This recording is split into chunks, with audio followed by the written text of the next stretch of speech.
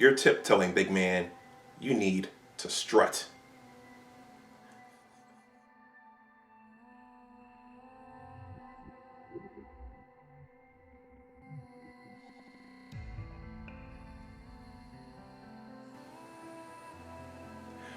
Welcome back to my channel. My name is Dr. Anwar Youssef Dunbar, and this is Big Discussions 76, Entertainment and Media. First of all, please like this video, please share it, and please subscribe to my channel if you want to make a donation to the channel.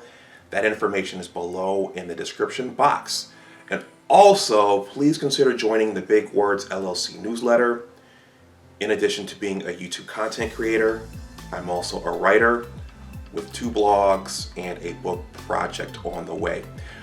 Well, we are within weeks of Wakanda Forever being released, and I was thinking, as are a lot of fans of phases 1 and 2 of the MCU, I'm looking at what they're doing with phases 3 and 4. And I'm just remembering what was good about phases 1 and 2. And a little fun fact about me, I collect movie soundtracks. So I have The Predator, the original Predator, The Green Mile, The Shawshank Redemption, Interstellar, the Transformers, the movie, the 1986 soundtrack. I have all these soundtracks. Well, I recently downloaded the original Avengers soundtrack by Alan Silvestri and the Avengers Endgame soundtrack also by Alan Silvestri, who did the Predator soundtrack. And I find myself sometimes listening to the ending sequence where they salute all of the actors and all the characters they played. And I even find myself watching that on YouTube sometimes. And it just reminds me every time I hear that and I see that, how great that entire thing was. It wasn't perfect. Not all the movies in phases 1 and 2 were perfect, but the entire thing, the whole Infinity Saga, was a bit of a Mona Lisa. So what was good about phases 1 and 2 of the MCU? This was originally a much longer video, but then I heard my brother Amal's voice whispering to me, saying, "Hey bro, you don't have to get everything in a long video. You can make shorter videos." So the first video in this series, I intend to make a bunch of these leading up to Wakanda Forever. This one is going to be Tony and Bruce's science projects, because I think that entire story arc, phases 1 and 2 of the Avengers, that there was a huge science component to that, and as a scientist myself, that's something about phases 1 and 2 that really resonated with me. So let's talk about Tony and Bruce's science projects.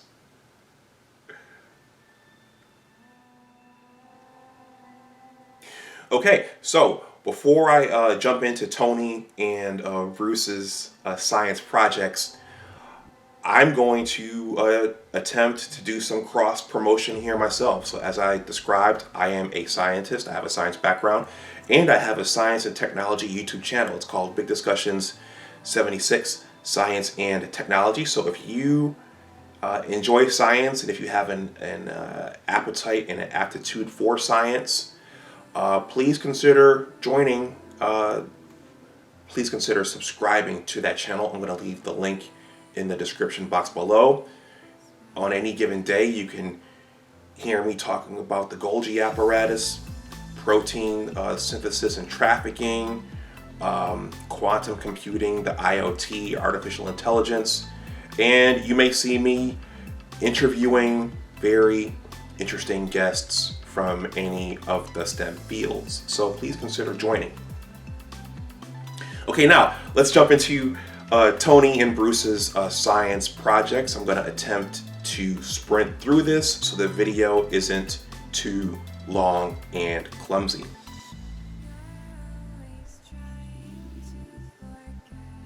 So I'm going to start off with this. As I was thinking about this video, I realized Tony and Bruce were their own science projects.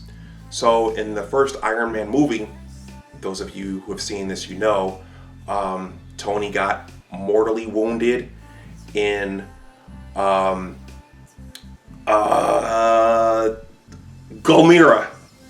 It almost escaped me, and here I am on camera recording a video. Gulmira, and so he created the mini arc reactor in the cave. Boom, there was a science project right there. It kept him alive. But Tony also realized he could take the parts from the Stark weaponry and create the very first Iron Man suit. So he created that. Jensen helped him escape. And then once he escaped, he still had the idea. He got back home to the United States and he created the Iron Man suit, the Mark I. He created that very first Iron Man suit, and the rest is history. He could blow things away, he could fly. And that was just the first suit. There were several others afterwards. I'm going to get to that. Bruce was also his own first science project. It turns out Bruce was trying to recreate the super soldier program that gave Steve Rogers his extraordinary abilities. Bruce used gamma radiation, and he turned himself into a giant green rage monster. So Tony and Bruce were scientists and innovators themselves. Tony attended MIT, and then he followed his father into the weapons industry, and he had a tremendous aptitude for science and technology. And Bruce was a biological scientist just like me, and he transformed himself into a giant green rage monster. So they were their own science projects.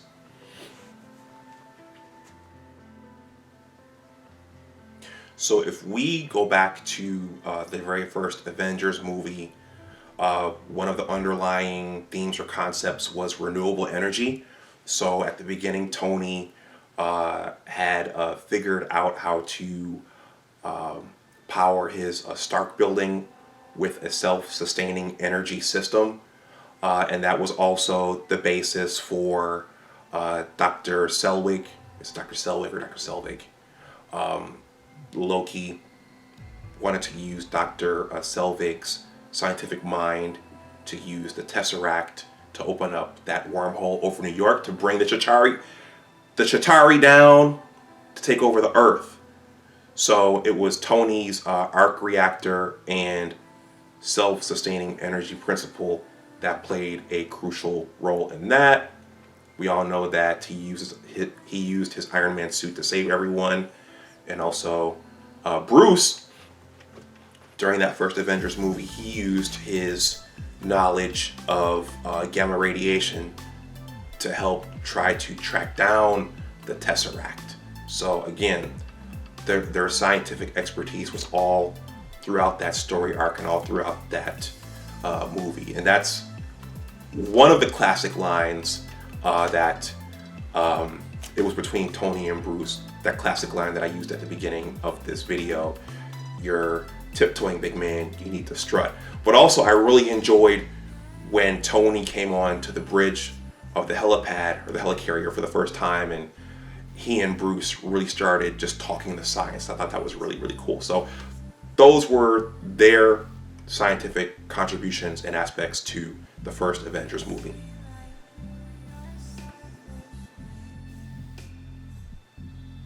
Now, if we go to the second Avengers movie, we know that Tony and Bruce, they created Ultron.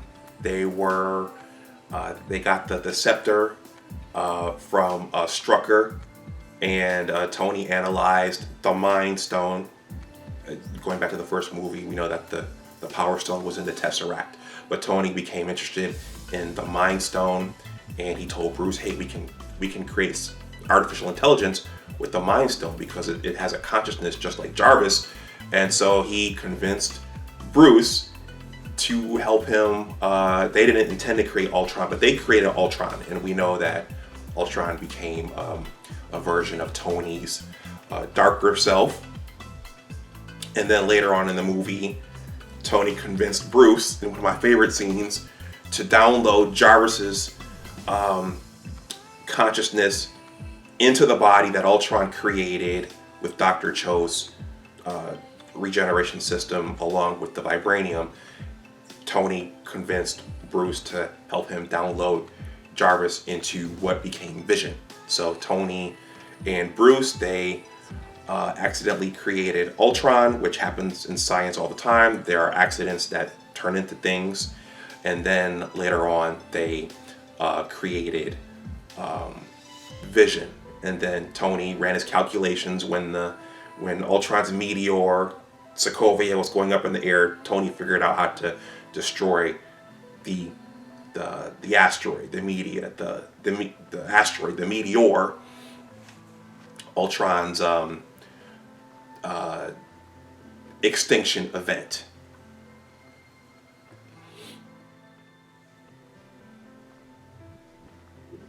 A heat seal. It was a heat seal that Tony used to destroy Ultron's meteor as it was descending towards Earth. It was the heat seal that he and Thor used to destroy that and thwart Ultron's extinction event. But also, before creating Ultron and Vision, Tony arguably created artificial intelligence with Jarvis and Friday. But Tony's other big creation in Avengers Age of Ultron was the Hulkbuster. And I remember sitting in the theater and seeing the trailer and seeing the Hulkbuster and being like, what is that?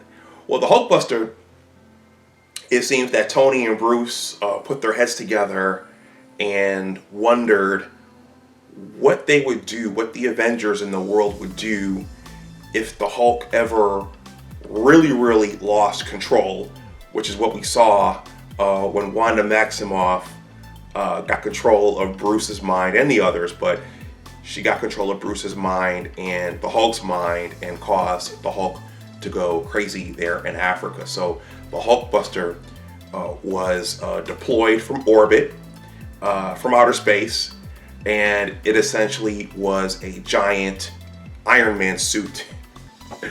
And it was designed to battle the Hulk and neutralize the Hulk, which is what we saw in Avengers Age of Ultron.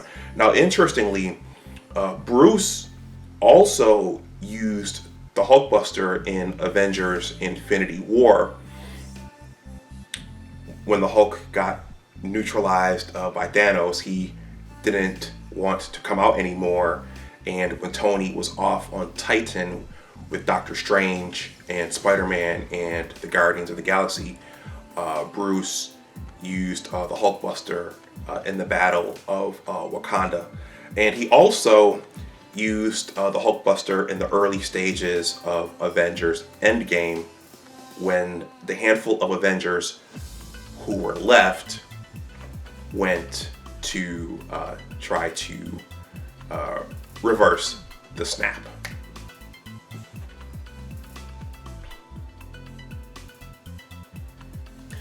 Now, I could say that Tony introduced the nanotech in Avengers Infinity War, but we kind of saw it in Captain America Civil War, because the suit wasn't,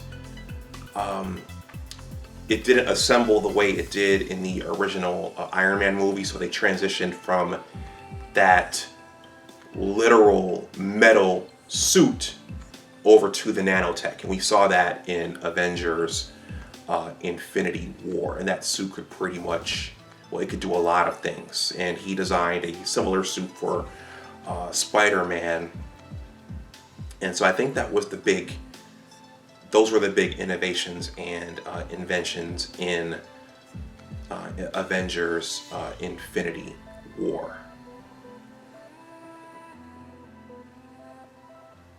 And then finally in Avengers Endgame, it was Tony who figured out how to use the Pym particles to create the quantum tunnel to so that the Avengers could travel through time to get the Infinity Stones. So Tony figured that out. I'm trying to think, was the quantum tunnel the thing in Ant-Man's van, or was it the actual device that the Avengers used to travel back in time to get the Infinity Stones?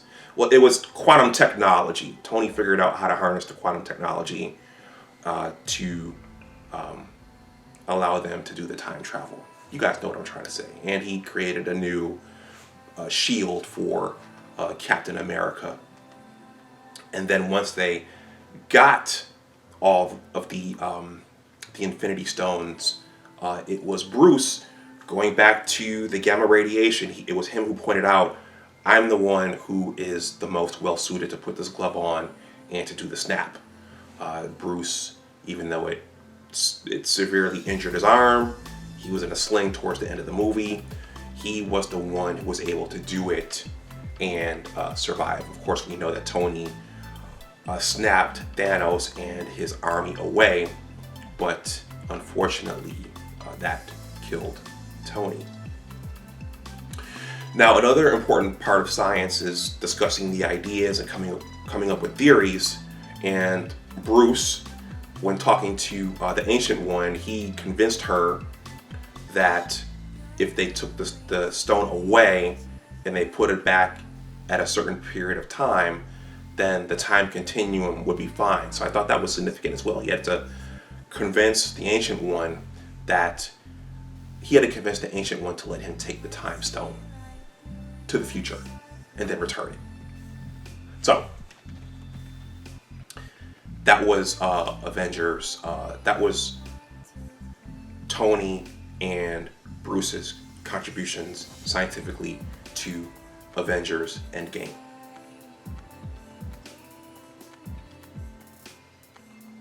Now, there may be some things I missed. I was just thinking that Bruce also figured out how to fuse.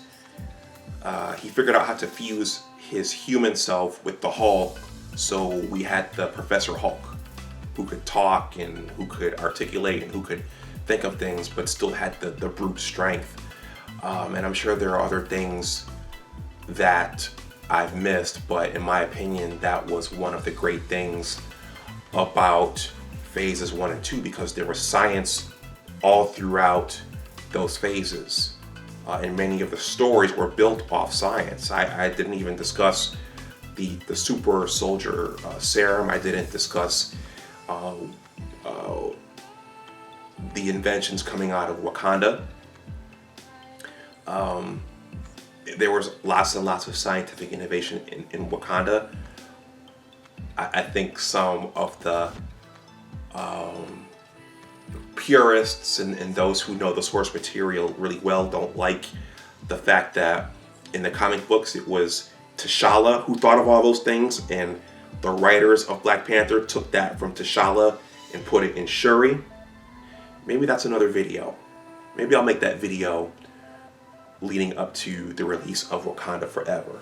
But the point is, from the super soldier serum to the Pym particles to the quantum tunnel, there was science all throughout those first 2 phases of the MCU. And as a scientist myself, I really, really enjoyed that. I really, really enjoyed seeing Tony, especially Tony, pull up those virtual schematics and move this from here to here and create his new particle in Iron Man 2. And I just really, really enjoyed all of it. Them creating Ultron, Tony telling Bruce, you should come over to Stark Labs and we'll have a good old time. And I just really, really enjoyed that.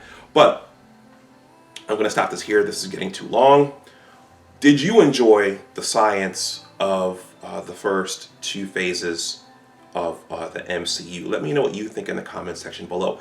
And also, once again, please consider subscribing to my science channel, Big Discussions 76, Science and Technology. Once again, I'm over there talking about transcription and translation, CRISPR, 5G, electric cars, all of it.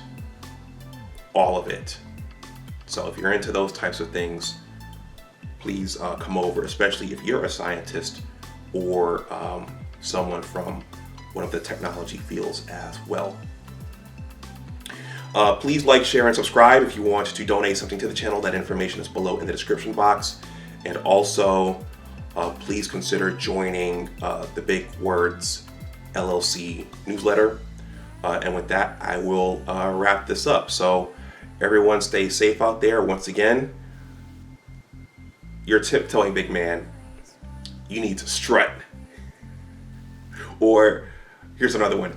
That guy over there, he's playing Galaga. He doesn't think anybody sees it, but I do. Everyone stay safe out there. And as always, remember that your attitude determines your altitude. Take care, and I'll talk to you the next time. Bye-bye.